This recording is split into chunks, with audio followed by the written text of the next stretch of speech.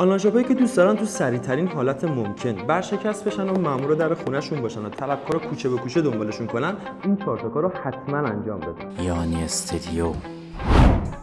اگه میخوای 10 تا استوری بذاری، برو از 7 تا محصول مختلف استوری بذار، چون تمرکز مشتریت میاد پایین و ازت نمیخره. خب این خوبه دیگه. گزینه دوم، محصولی که می‌خوای معرفی کنی رو سرسرکی توضیح بده. سری ازش رد شو، نمیخواد کلیاتش رو توضیح بدی، جزئیاتش رو توضیح بده. خب خوبه دیگه، روند فروشت هم سریع‌تر میشه و زودتر به فروش میرسی. گزینه سوم، فرض کن یه دونه رقیب داری که پیجش 50 گاهه و پیج تو 20 گاهه. تو اون اصلا در یه حد نیستی، در یه لیگ نیستی. قرار نیست تو خودتو با اون مقایسه کنی. چون اگه خودتو با اون مقایسه کنی، اعتماد به نفست میاد پایین، انگیزت میاد پایین. اشکالی هم نداره دیگه. 10-20 روز اصلا تو پیجت فعالیت نمی‌کنی و آنلاین شاپ کلا میخوابه. خب این خیلی خوبه دیگه، عالیه. دوست بگیر. آره، جواب سوال مشتری رو به سوال بده. اصلا مشتری پاگیرت میشه، دیوونت میشه. موفق باشی.